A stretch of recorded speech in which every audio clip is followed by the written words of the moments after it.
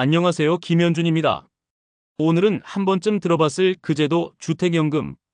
노후를 위해 내 집을 담보로 매달 연금을 받는 제도인데요. 막상 써본 사람들의 평은 어떨까요? 오늘은 진짜 써본 사람들의 이야기를 중심으로 들려드리겠습니다. 안녕하세요. 송채원 기자입니다. 제가 최근에 여러 주택연금 가입자들을 직접 만나 인터뷰했어요. 안정감 있다는 분도 계셨고 생각보다 복잡하다는 분도 있었죠. 실제 이용자들의 체감, 그리고 제도의 구조적 특징까지 하나씩 짚어보겠습니다. 먼저 간단히 정리해 볼까요? 주택연금이 정확히 어떤 제도입니까? 쉽게 말해 집을 팔지 않고도 매달 현금 흐름을 만드는 제도입니다. 자신이 살고 있는 집을 담보로 맡기고 한국주택금융공사로부터 매달 일정 금액의 연금을 받는 구조죠. 그렇다면 집을 내놓는 건 아니고 계속 그 집에서 살면서 연금을 받는 거군요. 맞습니다. 거주하면서 현금 흐름을 확보할 수 있다는 게 핵심이에요. 다만 가입 요건이 있습니다. 보통 만 55세 이상, 부부 기준 9억 원 이하의 주택 소유자여야 하고요. 지급 방식은 종신형, 확정기간형 등으로 나뉘는데 대부분은 평생 받는 종신형을 선택합니다. 즉, 평생 거주와 평생 연금. 언뜻 들으면 꽤 안정적인 제도처럼 들리는데요. 맞습니다.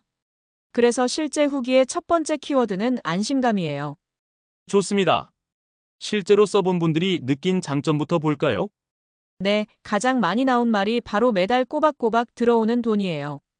예를 들어 75세 김모 어르신은 연금 덕분에 전기세나 병원비 걱정이 줄었다고 했습니다. 특히 혼자 사는 분들, 자녀와 따로 사는 분들이 이 안정적인 소득 흐름에 만족하셨죠.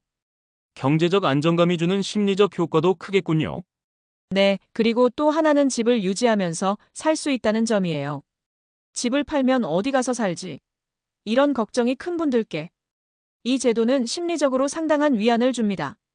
그렇죠. 집은 단순한 재산이 아니라 자신의 인생, 기억이 담긴 공간이니까요. 그 부분이 굉장히 중요합니다. 또 한 가지, 배우자 보호 조항이 있어서 한쪽이 먼저 세상을 떠나도 남은 배우자가 계속 동일한 금액을 받을 수 있습니다. 이 점은 많은 후기에서 정말 다행이었다는 반응이었어요. 국가가 보증하는 제도라서 혹시 돈이 끊기면 어쩌나. 이런 불안감도 덜할 것 같습니다. 맞습니다. 한국주택금융공사가 보증하니까요. 실제 후기 중에도 민간보험보다 마음이 훨씬 편하다는 의견이 많았습니다. 그럼에도 불구하고 후회했다는 후기도 있다고요? 네. 사용해보면 의외로 복리구조에 놀랐다는 분이 많았습니다. 주택연금은 매달 받는 금액 뒤에 보증잔액이라는 게 쌓이는데요. 이게 복리로 이자가 붙습니다. 즉, 원금의 이자, 그리고 그 이자에도 다시 이자가 붙는 구조죠. 결국 시간이 지날수록 상환해야 하는 금액이 눈덩이처럼 불어날 수 있겠네요. 그렇습니다. 그래서 받은 돈보다 갚을 돈이 더 많아진다는 인식이 생기는 거예요. 특히 금리가 높을 때는 부담이 커집니다. 그럼 짧게 쓰면 손해라는 이야기가 그런 맥락이군요. 맞아요. 예를 들어 한 가입자는 5년 동안 1억 6천만 원을 받았는데 이자 4천만 원을 부담해야 했다고 합니다. 이럴 줄 알았으면 더 늦게 시작할 거리라는 후회가 있었죠. 또 다른 불만도 있을까요? 네, 집값 상승이 반영되지 않는다는 점도 자주 지적됐습니다. 가입 시점의 감정가를 기준으로 연금액이 정해지니까 그 이후 집값이 올라가도 연금은 그대로예요. 집값이 3억에서 6억으로 뛰었는데 연금은 여전히 3억 기준이라면 억울하겠네요.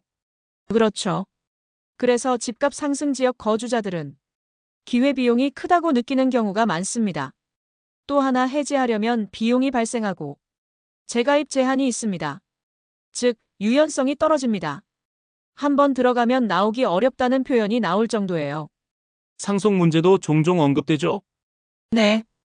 연금을 오래 받을수록 상속할 남은 자산은 줄어듭니다. 내가 편해지면 자식이 힘들다는 생각에 가입을 망설이는 분들도 있었습니다. 기자님, 직접 만나본 분들 중 인상 깊었던 사례가 있습니까? 있습니다. 서울 강서구에 사는 78세 여성분이었는데요. 남편이 먼저 세상을 떠나면서 생활비 걱정이 컸대요. 그런데 주택연금을 통해 매달 80만 원이 꾸준히 들어오자 마음이 한결 놓였다고 하셨죠. 돈의 크기가 아니라 들어오는 규칙성이 위로였다는 말이 인상적이었습니다. 반대로 후회한 분은요? 경기도의 한 60대 부부는 아직 일하고 있는데 미리 가입한 게 실수였다고 말했습니다. 수입이 있는 상태에서 연금액이 고정돼 버리니까 나중에 진짜 필요할 때는 금액이 작게 느껴졌던 거죠. 조금 더 늦게 들어갈 거리라는 후회가 있었습니다. 즉, 나이, 소득, 건강 상태 등 타이밍이 맞아야 제도 효과가 극대화된다는 말이군요. 정확합니다. 실제 이용자들 말로는 너무 빨리도 너무 늦게도 안 된다는 의견이 많았어요. 결국 요약하면 누구에게 유리하고 누구에게는 좀 불리한 제도일까요? 먼저 유리한 경우는 이렇습니다. 안정적 거주를 최우선으로 두는 분, 다른 소득이 거의 없는 분, 상속보다 현재의 생활 안정을 중시하는 분, 건강하게 오래 살 자신이 있는 분. 반대로 불리한 경우는 단기간 이용할 생각인 분, 집값 상승 가능성이 높은 지역 거주자, 상속을 중시하는 분, 재개발 이주 계획이 있는 분 등이죠.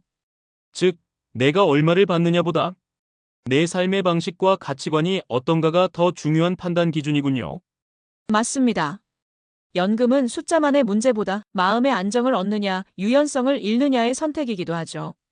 오늘 정리해보면 주택연금은 심리적 안정감이라는 확실한 장점을 주지만 금리복리 구조, 집값 반영 문제 등 현실적 단점도 분명히 존재합니다. 맞습니다. 한마디로 연금은 안정, 하지만 만능은 아니다. 자신의 상황과 우선순위를 분명히 해야 합니다. 결국 지금 당장 돈이 필요해서 가입할 게 아니라 10년 뒤를 내다보고 구조를 이해한 뒤에 들어가라. 이게 오늘의 결론 같네요. 그렇죠. 주택연금은 급할 때 쓰는 도구가 아니라 노후의 심리적 버팀목을 세우는 장치로 봐야 합니다. 좋은 이야기네요.